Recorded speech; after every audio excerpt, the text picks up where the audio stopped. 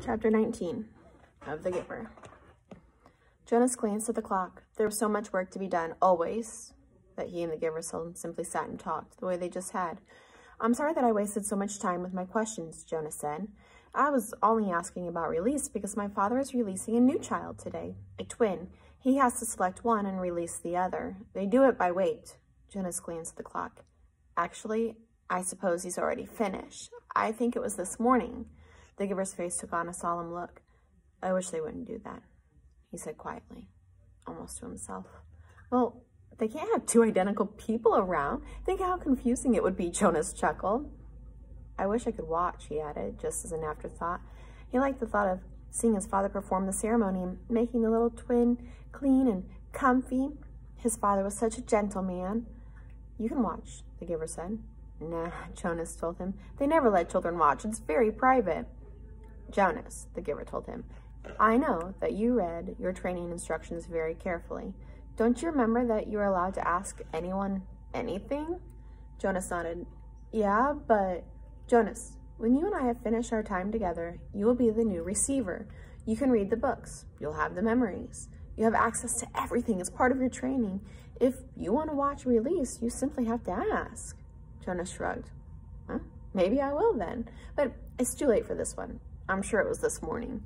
The Giver told him then something he had not known. "All private ceremonies are recorded. They're in the Hall of Closed Records. Do you want to see this morning's release?" Jonas hesitated. He was afraid that his father wouldn't like it as he watched something so private. "I think you should," the Giver told him firmly. "All right then," Jonas said. "Tell me now." The Giver rose from his chair, went to the speaker on the wall, and clicked the switch from off to on. The voice spoke immediately. "Yes, receiver, how may I help you?" "I would like to see this morning's release of the twin." "One moment, receiver. Thank you for your instructions." Jonas watched the video screen. Above the row of switches, its blank face began to flicker with zigzag lines, and some numbers appeared, followed by the date and time. He was astonished and delighted that this was available to him, and surprised that he hadn't even known about it. Suddenly, he could see a small windowless room, empty except for a bed, a table with some equipment on it. Jonas recognized the scale. He had seen them before when he'd done his volunteer hours at the nurturing center. And a cupboard. He could see pale carpeting on the floor. "It's just an ordinary room," he commented. "I thought maybe they'd have it in the auditorium so that everybody could come. All the old go to ceremonies of release, but I suppose that when it's just a newborn, they don't." "Shh," the Giver said, his eyes on the screen. Jonas's father, wearing his nurturing uniform, entered the room, cradling a tiny new child wrapped in a soft blanket in his arms. A uniformed woman followed through the door, carrying a second new child wrapped in a similar blanket. "That's my father," Jonas found himself whispering as if he might wake the little one as he spoke aloud. "And the other nurturer is his assistant. She's still in training, but she'll be finished soon." The two nurturers unwrapped the blankets and laid the identical newborns on the bed. They were naked. Jonas could see that they were males. He watched, fascinated, as his father gently lifted one and then the other on the scale and weighted them. He heard his father laugh. "Good," he said to the woman. "I thought for a moment that they might be exactly the same.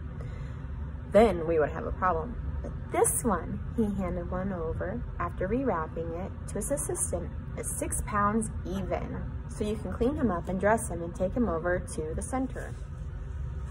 The woman took the new child and left through the door she had entered. Jonas watched as his father bent over the squirming new child on the bed. "And you, little guy, you're only 5 pounds 10 ounces, a shrimp." "That's the special voice he uses with Gabriel," Jonas remarked, smiling.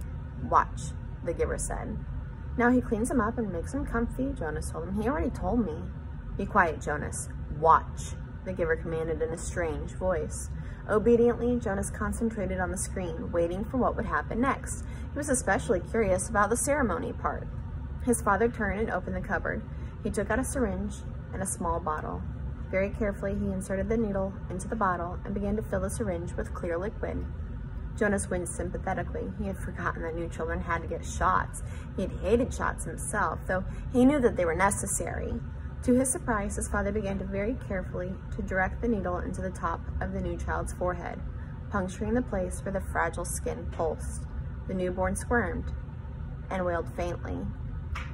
"Why is he—" "Shh," the Giver said sharply. His father was talking, and Jonas realized that he was hearing the answer to the question that he had started to ask. Still in the special voice, his father was saying, I know, it hurts, little guy. But I have to use a vein, and the veins in your arm are still too teeny-weeny. He pushed the plunger very slowly, injecting the liquid into the scalp vein until the syringe was empty. All done. That wasn't so bad, was it? Jonas heard his father say cheerfully. He turned aside and dropped the syringe into a waste receptacle. Now he cleans him up and makes him comfy, Jonas said to himself, aware that the giver didn't want to talk during the ceremony. As he continued to watch, the new child, no longer crying, moved his arms and legs in a jerking motion. And then he went limp.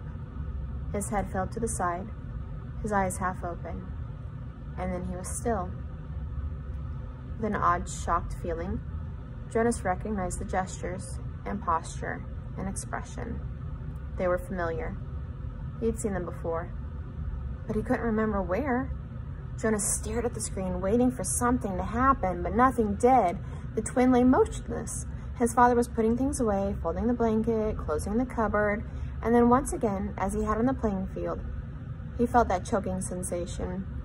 Once again, he saw the face of the light-haired, bloodied soldier as life left his eyes. The memory came back. He killed it. My father killed it, Jonas said to himself, stunned at what he was realizing. He continued to stare at the screen numbly. His father tidied the room, and then he picked up a small carton that lay waiting on the floor, set it on the bed, and lifted the body into it. He placed the lid on it tightly. He picked up the carton, carried it to the other side of the room. He opened a small door in the wall, and Jonas could see darkness behind the door. It seemed to be the same sort of chute into which the trash was deposited at his school. His father loaded the carton containing the body into the chute and gave it a shove. Bye-bye, little guy, Jonas heard his father say before he left the room, and then the screen went blank. The giver turned to him. Quite calmly, he related, When the speaker notified me that Rosemary had applied for release, they turned on the tape to show me the process. There she was, my last glimpse of that beautiful child waiting. They brought in the syringe and asked her to roll up her sleeve. You suggested, Jonas, that perhaps she wasn't brave enough? I don't know about bravery, what it is, what it means.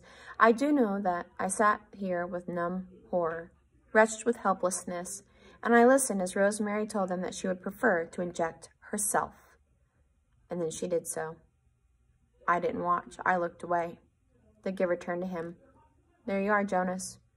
You were wondering about release, he said in a bitter voice. Jonas felt a ripping sensation inside himself, the feeling of terrible pain clawing its way forward to emerge in a cry.